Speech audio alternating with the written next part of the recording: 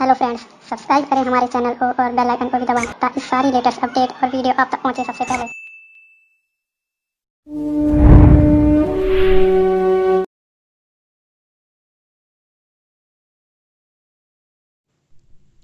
Hello students, welcome to economics class in our channel ज्ञान की शक्ति। आज हम अर्थशास्त्र विषय में 11वीं कक्षा का ये टॉपिक डिस्कस करेंगे। क्वेश्चन नंबर 6 और क्वेश्चन नंबर 7 दोनों इसी टॉपिक में डिस्कस करेंगे। संगणना सर्वेक्षण अनुसंधान क्या है, इसके गुण व दोष बताइए, या प्रतिदर्श अनुसंधान क्या है, इसके क्या गुण दोष हैं। जब हम किसी भी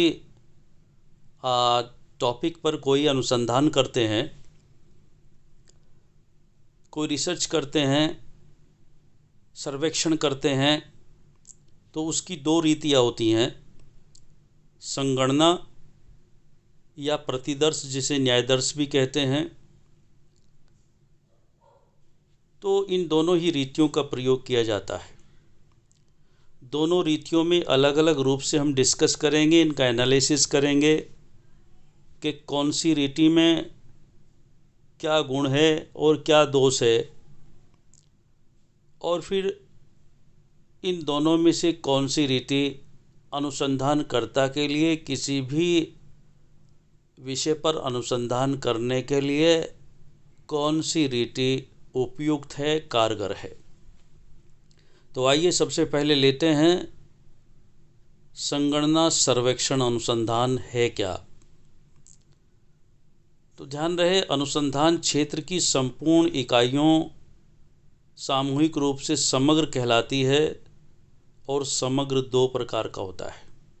यानी कोई भी अनुसंधान हम करते हैं, संपूर्ण इकाइयाँ सामूहिक रूप से समग्र कहलाती हैं। समग्र का मतलब विशाल, बहुत बड़ा। और ये दो प्रकार का होता है। नंबर 1 होता है निश्चित अथवा अनंत समग्र। ये क्या चीज़ है?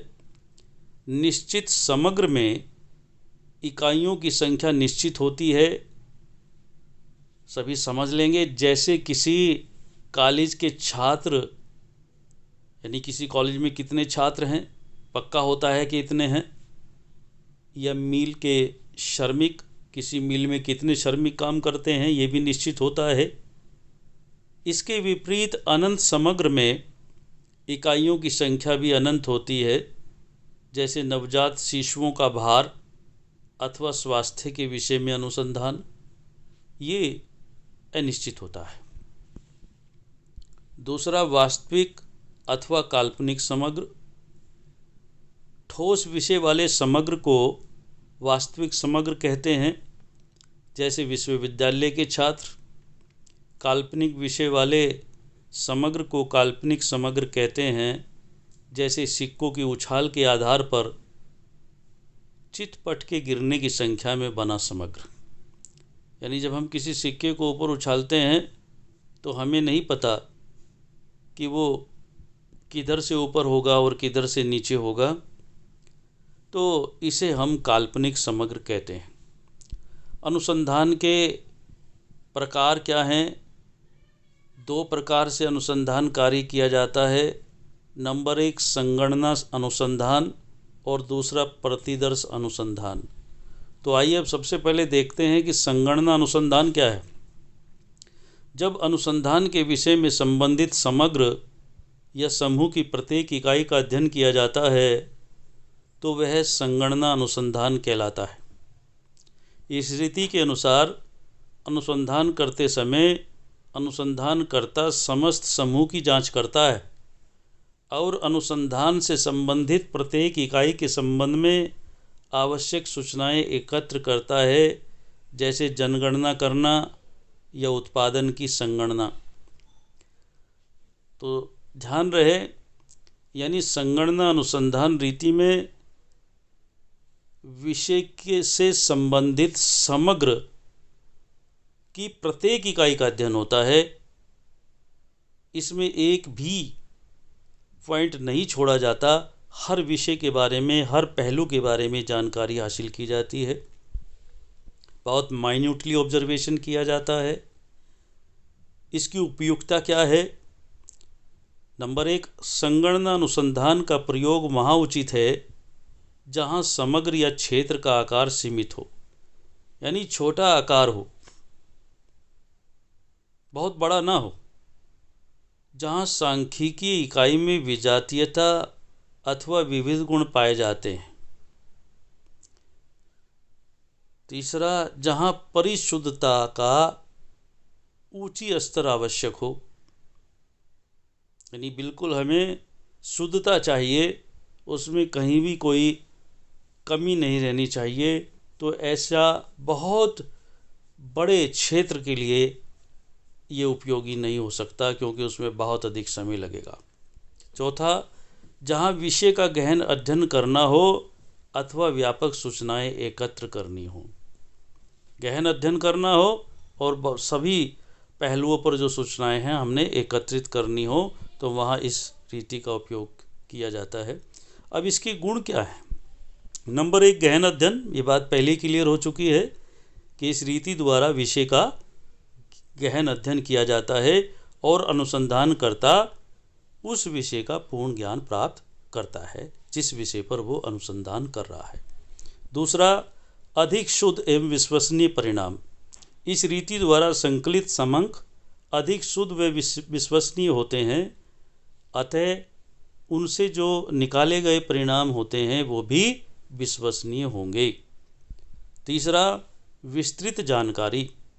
इस रीति के द्वारा उस क्षेत्र विशेष के बारे में अनुसंधानकर्ता को एक एक बिंदु की जानकारी हासिल हो जाती है और कई महत्वपूर्ण और चौंकाने वाले तथ्य भी सामने आते हैं, प्रकाश में आते हैं, जिनके बारे में पूर्व अनुसंधानकर्ताओं को कोई जानकारी नहीं होती है। नंबर 4, उपयुक्तता। जब समग्र का आकार सीमित हो और सांख्यिकीय इकाइयों में विजातीयता अथवा विविधता का गुण पाया जाता हो तो यह रीति सर्वथा उपयुक्त होती है। यानी वहाँ विविधता भी होनी चाहिए, उस क्षेत्र में विजातीयता भी होनी चाहिए, तभी ये संभव होगा। नंबर 5, कुछ दशाओं में आवश्यक। यदि जांच की प्रकृति ऐसी हो कि सभी पदों का समावेश आवश्यक हो तो इस रीति का प्रयोग आवश्यक होता है। इस संगणना अनुसंधान के कुछ दोष भी हैं। वो दोष क्या हैं? नंबर 1, अधिक व्यय साध्य। यह विधि अत्यधिक खर्चीली है क्योंकि इसमें अनुसंधानकर्ता को समग्र की प्रत्येक इकाई से संबंध स्थापित करना पड़ता है, तो इसमें खर्चा भी अधिक आता है। दूसरा, अधिक समय व परिश्रम। जब इस रीति में प्रत्येक इकाई का अध्ययन करना होगा, अनुसंधानकर्ता को प्रत्येक बिंदु पर कांटेक्ट करना होगा, तो इसमें समय भी अधिक लगेगा। सांख्यिकीय विभ्रम। इस रीति में सांख्यिकीय विभ्रम यानी एरर का पता नहीं लगाया जा सकता, गलती का पता नहीं लगाया जा सकता। चौथा, व्यापक संगठन की आवश्यकता। इस रीति द्वारा अनुसंधानकर्ता को कार्य में व्यापक संगठन की आवश्यकता पड़ती है। पांचवा, अनेक परिस्थितियों में असंभव। यदि समग्र अनंत है, अनुसंधान क्षेत्र विशाल व जटिल है, समग्र की प्रत्येक इकाई से संपर्क स्थापित करना संभव नहीं है, अथवा अनुसंधान विधि में समग्र की संपूर्ण इकाइयां नष्ट हो जाती हैं तो संगणना अनुसंधान असंभव हो जाता है। अतः ये केवल एक सीमित क्षेत्र तक ही सीमित है, ये बहुत बड़े क्षेत्र के लिए कारगर नहीं है, लेकिन ये ज़रूरी है या आवश्यक है कि ये रीति बहुत ही कारगर, सटीक और प्रमाणिक है। क्वेश्चन नंबर इसी का भाग है 7वां मैंने क्वेश्चन बनाया है। अलग से क्वेश्चन आ सकता है कि निर्देशन या प्रतिदर्श अनुसंधान क्या है, प्रतिदर्श प्रणाली के क्या गुण दोष हैं। यानी इस प्रतिदर्श को निर्देशन भी कहा जा सकता है। तो हम देखेंगे कि ये क्या है। संगणना के विपरीत इस प्रणाली के अंतर्गत समग्र में से कुछ इकाइयों को छांटकर उनका विधिवत अध्ययन किया जाता है। जैसे सैंपलिंग होता है, मान लीजिए हमें 10 आदमी कहीं रहते हैं तो 10 आदमी का अध्ययन न करके एक आदमी का अध्ययन कर लिया और उसके आधार पर ये वहाँ का अनुमान लगा लिया कि ये यहाँ पर कैसी रहने की व्यवस्थाएं हैं। उदाहरण के लिए यदि किसी एक कॉलेज के विद्यार्थियों के स्वास्थ्य से संबंधित सर्वेक्षण करना है तो कॉलेज के प्रत्येक विद्यार्थी का अध्ययन न करके हम कुछ ही विद्यार्थियों को लेकर उनका अध्ययन कर सकते हैं। इससे जो निष्कर्ष निकलेंगे वे समग्र यानी सभी विद्यार्थियों पर लागू होंगे। प्रतिदर्श प्रणाली का यह आधार है कि छांटे हुए प्रतिदर्श यानी सैंपल समग्र का सदैव प्रतिनिधित्व करते हैं, अर्थात उनमें वही विशेषताएं होती हैं जो सम्मिलित रूप से संपूर्ण समग्र में देखने को मिलती हैं। वास्तव में प्रतिदर्श प्रणाली को संगणना प्रणाली से अधिक अच्छा समझा जाता है, क्योंकि संगणना प्रणाली की समस्त सीमाओं को प्रतिदर्श प्रणाली द्वारा दूर किया जाता है। प्रतिदर्श प्रणाली का प्रयोग कहीं कहीं तो आवश्यक हो जाता है, क्योंकि कुछ ऐसी समस्याएं वे समग्र होते हैं जहां संगणना प्रणाली का प्रयोग किया ही नहीं जा सकता। इसकी उपयुक्त दशाएं क्या हैं? नंबर 1 है जब समग्र अनंत हो। जब समग्र अनंत अथवा कभी न समाप्त होने वाला हो तो संगणना अनुसंधान संभव नहीं हो पाता। जैसे नवजात शिशुओं की किसी निश्चित समय पर गणना करना संभव नहीं है। आज हमने शाम तक ये पता लगा लिया कि इस गांव में इतने छोटे बच्चे हैं इस वर्ष तक के या इस मंथ तक के, और हम नेक्स्ट डे जाते हैं तो 3 बच्चे और पैदा हो जाते हैं। तो इस प्रकार की समस्याओं में प्रतिदर्श प्रणाली ही उपयुक्त होती है, क्योंकि इसमें समय, धन व परिश्रम की बचत होती है। दूसरा, जब समग्र नाशवान प्रकृति का हो। कुछ समस्याएं ऐसी होती हैं जिनका सर्वेक्षण संगणना प्रणाली द्वारा करने पर समस्या या समग्र के ही नष्ट हो जाने की संभावनाएं हो जाती हैं। उदाहरण के लिए किसी व्यक्ति के शरीर में पाए जाने वाले रक्त का परीक्षण संगणना प्रणाली के आधार पर नहीं किया जा सकता। ऐसी समस्याओं में प्रतिदर्श प्रणाली का ही प्रयोग करना उचित होगा। नंबर 3, जब समग्र विस्तृत हो।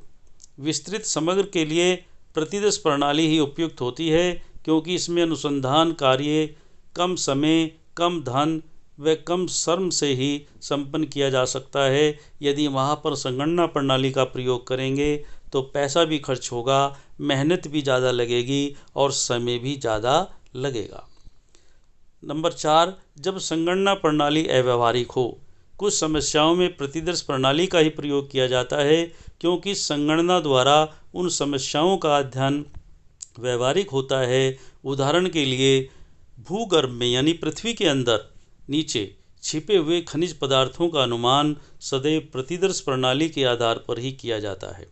नंबर 5, जब धन, समय या परिश्रम की बचत करनी हो, प्रतिदर्श प्रणाली का ही प्रयोग किया जाता है, क्योंकि ये मितव्ययी है, इसमें समय कम लगता है। नंबर 6, जब नियमों का प्रतिपादन करना हो। जब व्यापक दृष्टि से नियमों का प्रतिपादन करना हो तो इस प्रणाली का ही प्रयोग श्रेष्ठ रहता है। नंबर 7, जब समग्र की प्रकृति परिवर्तनशील हो। यदि अनुसंधान से संबंधित वस्तुएं शीघ्र परिवर्तनशील हैं तो प्रतिदर्श प्रणाली ही अपनाई जाती है। इसके कुछ गुण हैं।